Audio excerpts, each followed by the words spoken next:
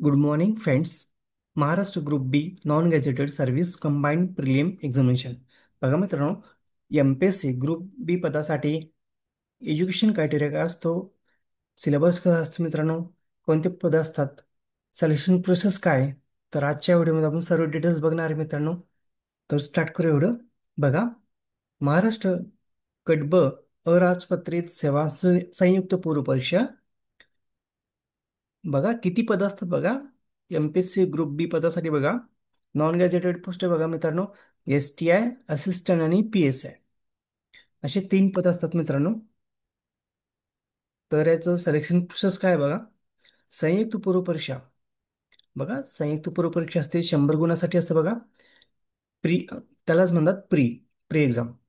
आणि जे संयुक्त मुख्य परीक्षा म्हणजेच मेन्स एक्झाम असते मित्रांनो, तर मेन्स एक्झाम 400 क्वेश्चनसाठी असतात.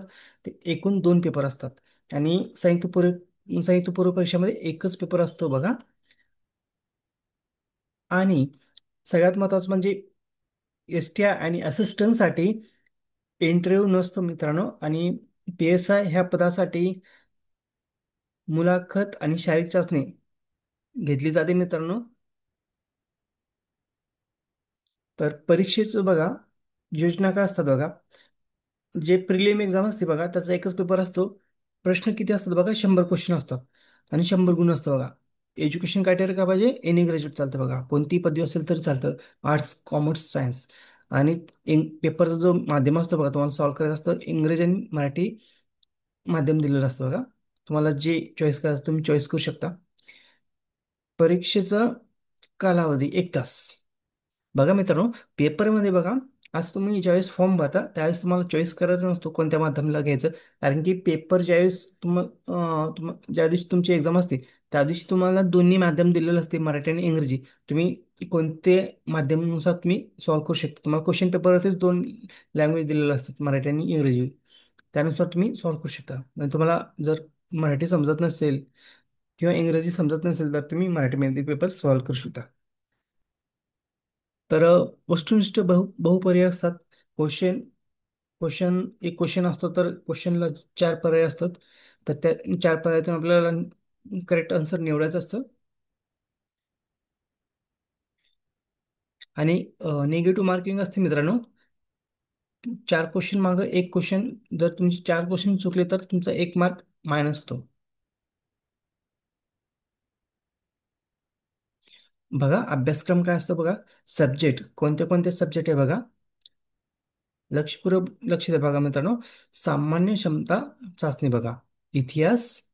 इतिहासमध्ये बघा, इतिहासमध्ये फक्त कोणता बघा, आधुनिक भारताचा विशेष महाराष्ट्र इतिहास, म्हणजे महाराष्ट्राचा जो इतिहास आहे त्याच्यावरती जास्त फोकस केले जातं मित्रांनो. कारण की भारताचा जो इतिहास आहे त्याच्यावरती जास्त क्वेश्चन विचारले जाते. जास्त करून महाराष्ट्राचा जो इतिहास आहे, तर हे महाराष्ट्राच्या इतिहासावर जास्त क्वेश्चन विचारले जातात. कारण की ही जी एक्झाम आहे महाराष्ट्र महाराष्ट्र स्टेट लेवलची आहे. तर UPSC मध्ये कसं असतं, म्हणजे भारताचं पण विचारलं जातं जास्त करून.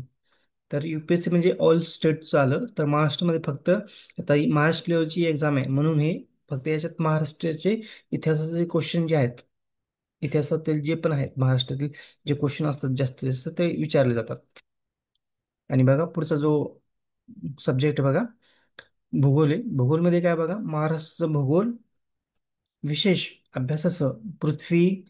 बघा, पृथ्वी पृथ्वी जगातील विभाग, हवामान, अक्षांश, रेखांश, महाराष्ट्रातील जमिनीचे प्रकार, पर्जन्यमान, प्रमुख पिके, शहरे, नद्या, उद्योगधंदे इत्यादी.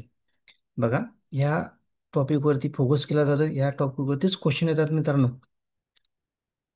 अर्थव्यवस्था बघा, भारतीय अर्थव्यवस्था, राष्ट्रीय उत्पन्न, शेती, उद्योग, परकीय व्यापार, बँकिंग, लोकसंख्या, दारिद्र्य आणि बेरोजगारी, मुद्रा आणि राजकोषीय नीती इत्यादीवरती तुम्हाला इकॉनॉमिक्स वरती क्वेश्चन विचारले जातात. त्यामध्ये पण शासकीय अर्थव्यवस्था, अर्थसंकल्प, लेखा, लेखापरीक्षण इत्यादी. अर्थसंकल्प हा जो टॉपिक आहे मित्रांनो, याच्यावरती 1-2 क्वेश्चन नेहमीच विचारले जातात पेपरला. बँकिंग संदर्भ, लोकसंख्या, शेती, राष्ट्रीय उत्पन्न याच्यावरती एक 1 क्वेश्चन विचारले जातात मित्रांनो. तर बघा, चालू घडामोडी जागतिक तसंच महाराष्ट्र भारतातील. बघा, करंट अफेअर्स म्हणजे बघा मित्रांनो, चालू घडामोडीमध्ये जास्त करून जे क्वेश्चन असतात महाराष्ट्र क्वेश्चन विचारले जातात मित्रांनो. जागतिक लेवलचे क्वेश्चन दोन चार क्वेश्चन असतात, जास्त नसतात मित्रांनो. कारण की आतापर्यंत जो अनालिसिस आहे क्वेश्चन पेपरचा, तर महाराष्ट्राचे क्वेश्चन जास्त विचारले जातात.